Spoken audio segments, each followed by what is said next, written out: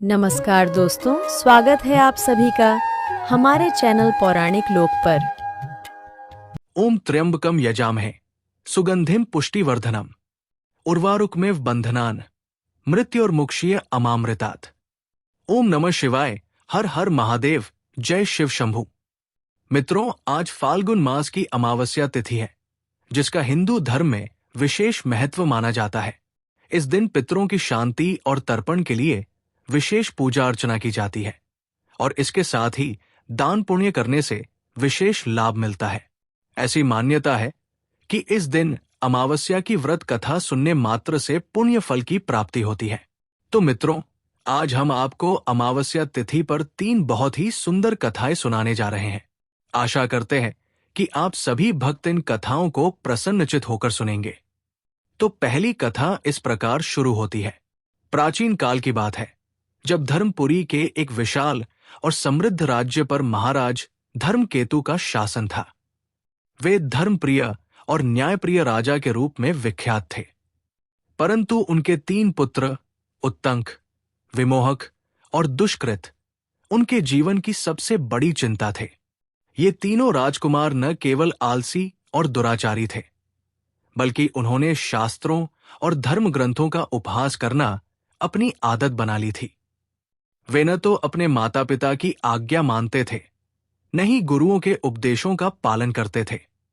इन राजकुमारों की अनुशासनहीनता और कर्तव्यहीनता के कारण राज्य में अशांति फैलने लगी थी। राज्य में ऐसा कहा जाता था कि जब जब ये तीनों किसी कार्य में हाथ डालते, वो कार्य विफल हो जाता। उनकी दुष्टता और अनीति के कारण राज्य की प्रजा त्रस्त हो गई थी। प्रजा इन्हें असुरत्रयी और अभिशप्त पनौती कहने लगी थी, क्योंकि उनके कारण राज्य में अकाल, महामारी और युद्ध जैसी विपत्तियों का सिलसिला शुरू हो गया था। एक दिन राजा ने अपने तीनों पुत्रों को बुलाकर समझाने की बहुत कोशिश की कि उनका ये आचरण न केवल राज्य बल्कि उनके स्वयं के भविष्य के लिए भी विनाशकारी है। लेकिन पुत्रों ने राजा की बात को अनसुना कर दिया और अपने पुराने व्यवहार में लिप्त रहे। तब राजा ने राज्य के एक प्रसिद्ध और ज्ञानी ऋषि से इस समस्या का उपाय पूछा। ऋषि ने ध्यान और तपस्या के माध्यम से ये बताया कि ये तीनों पुत्र अपने पिछले जन्मों में किए गए पापों का फल भोग रहे हैं।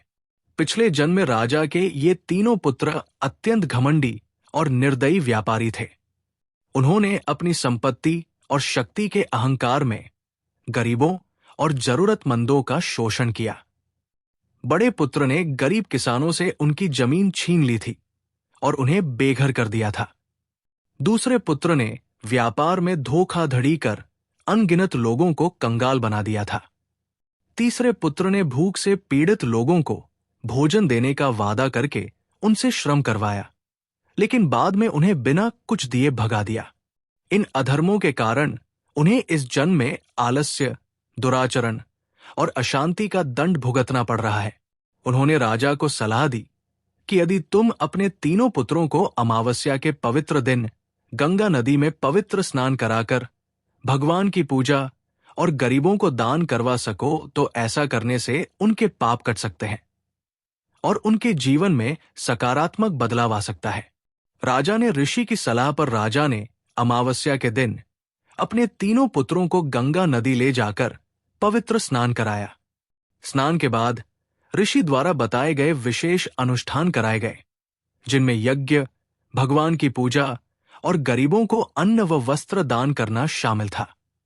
इन अनुष्ठानों और दान से तीनों पुत्रों के मन और हृदय में शुद्धि का संचार हुआ और धीरे धीरे उनका आलस्य और दुराचरण समाप्त हो गया। राजा के तीनों पुत्र अब धर्म, कर्म और समाज सेवा के कार्यों में जुट गए। उनके इस बदलाव से राज्य में शांति और समृद्धि लौट आई और प्रजा ने राजा और उनके पुत्रों की प्रशंसा करना शुरू कर दिया। मित्रों, इस कथा से ये संदेश मिलता है कि अमावस्या का दिन पूजा अर्चना और शुभ कार्यों के लिए अत्यंत महत्वपूर्ण होता है। इस दिन गंगा स्नान, भगवान की पूजा और यज्ञ अनुष्ठान करने से मनुष्य के पाप नष्ट होते हैं और उसके जीवन में सकारात्मक ऊर्जा का संचार होता है। अंतिम कथा समाप्त हुई। बोलिए मित्रों, जय श्री हरि विष्णु, जय मां लक्ष्मी। अब सुनते हैं दूसरी कथा।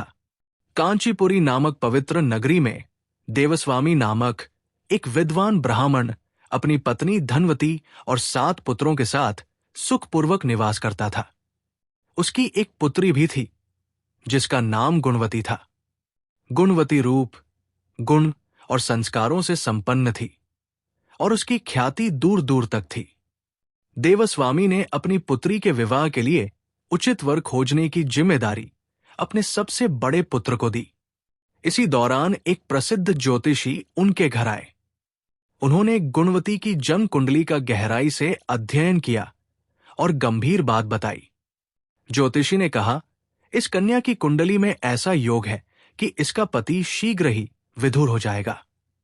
यह सुनकर देवस्वामी और उनका परिवार स्तब्ध रह गया। उन्होंने उपाय जानने की प्रार्थना की।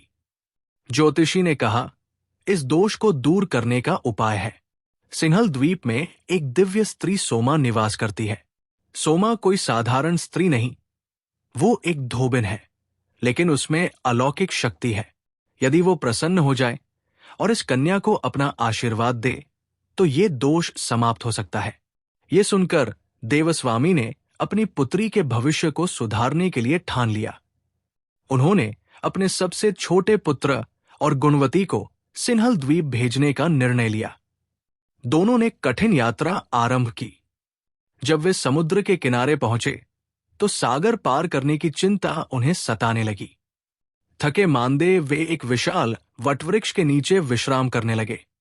वो वृक्ष एक विशाल गिद्ध का निवास स्थान था। उस पर गिद्ध परिवार का घोंसला था, जिसमें गिद्ध और उसके बच्चे रहते थे। गिद्ध के बच्चों ने देखा कि भाई बहन गहन चिंता में है और उनकी बातें सुनने लगे। गुणवती ने कहा, भैया, ये समुद्र अपार है, इसे पार करना असंभव प्रतीत होता है। हमें क्या करना चाहिए? छोटे भाई ने उत्तर दिया, हमारा उद्देश्य पवित्र है। हमें देवी सोमा का आशीर्वाद प्राप्त करना ही होगा। ईश्वर अवश्य हमारी सहायता करेंगे। गिद्ध के बच्चे, जो दिव्य ज्ञान से संपन्न थे, उन दोनों की बातों को सुन रहे थे। जब शाम को गिद्ध की मां अपने घोंसले में पहुंची तो उसने देखा कि उसके बच्चे भूखे बैठे हैं और भोजन नहीं कर रहे हैं। उसने कारण पूछा तो गिद्ध के बच्चों ने कहा, मां, हमारे नीचे 2 मनुष्य बैठे हैं जो संकट में हैं। वे अपनी समस्या का समाधान खोज रहे हैं। पहले उनकी सहायता का वचन दो और उन्हें भोजन करवाओ, तभी हम भोजन ग्रहण करेंगे। गिद्ध माता ने अपने बच्चों का हृदय देखा और वचन दिया कि वो उन मनुष्यों की सहायता करेगी। इसके बाद गिद्ध के बच्चों ने भोजन ग्रहण किया। अगले दिन गिद्ध माता उन दोनों भाई बहन के पास गई और उनकी समस्या सुनी। उन्होंने सिंहल द्वीप पहुंचने की उनकी इच्छा का आदर करते हुए उन्हें अपनी पीठ पर बैठाकर विशाल सागर पार करवाया। सिंहल द्वीप पहुंचने के बाद गिद्ध माता ने उन्हें सोमा धोबिन का पता बताया। दोनों भाई बहन ने सोमा का घर खोजा और पाया कि वो एक साधारण झोपड़ी में रहती है। सोमा को प्रसन्न करना कठिन था, इसलिए दोनों भाई बहनों ने सोना को प्रसन्न करने के लिए एक योजना बनाई। वे हर दिन छुपकर सोमा की सेवा करने लगे। वे दोनों नित्य प्रातः उठकर सोमा का घर झाड़कर लीप देते थे। गुणवती सोमा के कपड़े धोने और खाना बनाकर रख देती थी, जबकि उसका भाई पानी और लकड़ियां लाता। इससे हैरान होकर एक दिन सोमा ने अपनी बहुओं से पूछा कि घर को कौन बुहरता है और लीपा पोती करता है, क्योंकि मैं देखती हूं कि हर सुबह घर साफ सुथरा होता है और उसे लीप दिया जाता है। सोमा की बात सुनकर उसकी बहुओं ने झूठी प्रशंसा करने का निश्चय किया। उन्होंने कहा, माता, घर की सफाई और लीप पोती का काम हम ही सुबह जल्दी उठकर करती है। हमारे अलावा घर में और कोई ऐसा कार्य नहीं करता है। लेकिन सोमा को इस बात का विश्वास नहीं हुआ और उसने अपने मन में ऐसा करने वाले को खोजने की कसम खाई। सोमा ने सुबह जल्दी उठकर देवस्वामी के भाई बहनों को लीपा पोती करते हुए पकड़ लिया, जिसके बाद सोमा के पूछने पर उन्होंने सोमा को पूरी बात बता दी। सोमा उनकी श्रम साधना प्रसन्न हो गई और घर उचित समय पर उनके घर पहुंचने का वचन दिया। मगर भाई ने अधिक आग्रह पर सोमा उनके साथ चल दी। सोमा ने कांचीपुरी में अपने घर से निकलते समय अपनी बहुओं को एक महत्वपूर्ण उपदेश दिया। उसने कहा, मेरे अनुपस्थित रहने पर यदि किसी का देहांत हो जाए तो कृपया उसका शरीर नष्ट मत करना। मेरी वापसी तक उसका सम्मान पूर्वक रखो और मेरा इंतजार करो। सोमा के इस उपदेश को सुनकर बहुओं ने सिर झुका लिया और अपनी जिम्मेदारी समझ ली। इसके बाद सोमा सिंहल द्वीप से कांचीपुरी लौट आई। अगले दिन गुणवती का विवाह तय हो गया। विवाह की रस्में पूरी होने लगी और जैसे ही सप्तपदी यानी 7 फेरों की पूजा संपन्न हुई, उसके पति का अचानक देहांत हो गया। ये देखकर गुणवती की आंखों में आंसू थे, लेकिन तभी उसे सोमा धोबिन की याद आई। सोमा ने अपने संचित पुण्यों का फल गुणवती को प्रदान करने का संकल्प लिया। इस प्रकार से तुरंत ही सोमा के पुण्य बल से गुणवती के पति का मृत शरीर जीवित हो उठा। गुणवती ने भगवान विष्णु की प्रार्थना शुरू की और पीपल के विशाल वृक्ष के नीचे 108 परिक्रमाएं की, जिससे भगवान विष्णु की कृपा से उसका पति पूर्ण रूप से जीवित हो गया। सोमा ने उन्हें सौभाग्यवती का आशीर्वाद दिया और अपने घर की ओर वापस लौट गई। इधर जब सोमा ने पुण्यफल का कार्य पूरा किया तो उसके पुत्र और जामाता की मृत्यु हो गई। सोमा को यह सहन नहीं हुआ। उसने अपने पुण्य का संचित फल उन्हें प्रदान करने का निश्चय किया। वो मार्ग में एक पीपल के वृक्ष के नीचे बैठी और भगवान विष्णु की उपासना करते हुए 108 परिक्रमाएं की। इसके प्रभाव से सोमा के परिवार के सभी मृतक जन जीवित हो उठे और सोमा ने उन्हें पुनः जीवन का आशीर्वाद दिया। इस प्रकार सोमा के पुण्य बल और भगवान विष्णु की कृपा से न केवल गुणवती का जीवन संजीवित हुआ, बल्कि समस्त परिवार को जीवन के नव मार्ग पर चलने की शक्ति प्राप्त हुई। ये कथा ये सिखाती है कि श्रद्धा, निष्ठा और तप से किसी भी संकट को पार किया जा सकता है और भगवान की अनुकंपा से मृत्यु भी पराजित हो सकती है। तो बोलिए मित्रों, श्रीमन नारायण नारायण हरि हरि, श्रीमन नारायण नारायण हरि हरि। अब सुनते हैं अंतिम कथा। प्राचीन समय की बात है। अमरावती नगरी के राजा दिलीप, जो अपनी धर्मपरायणता और प्रजा हितैषी नीति के लिए विख्यात थे, अपने राज्य में सुख शांति स्थापित करने के लिए समर्पित थे। एक वर्ष उनके राज्य में अचानक भयंकर अकाल पड़ गया, जिससे खेतों में फसलें बर्बाद हो गईं, नदियों और तालाबों का पानी सूख गया और पूरे राज्य में भूख और प्यास से त्राहिमाम मच गया। राजा ने इस आपदा को समाप्त करने के लिए अनेक यज्ञ, अनुष्ठान और धार्मिक विधियां कराईं, परंतु प्रकृति का प्रकोप थमने का नाम नहीं ले रहा था, जिससे वे अत्यंत चिंतित हो गए और समाधान की खोज में जुट गए। राजा दिलीप अपनी प्रजा के दुख और राज्य की दुर्दशा देखकर अत्यंत चिंतित और व्याकुल हो गए। उन्होंने अपने राजगुरु से इस संकट का समाधान पूछा, क्योंकि वे धर्म और नीति में अत्यंत ज्ञानी माने जाते थे।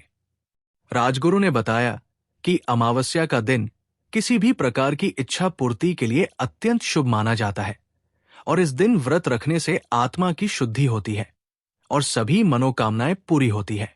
उन्होंने राजा को सुझाव दिया कि वे अमावस्या पर व्रत करे, भगवान विष्णु की पूजा आराधना करें और पवित्र नदी में स्नान करके दान पुण्य करें।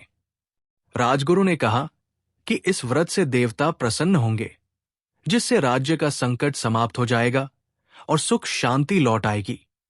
राजा दिलीप ने अपने राजगुरु के परामर्श का पूरी निष्ठा से पालन करने का निश्चय किया।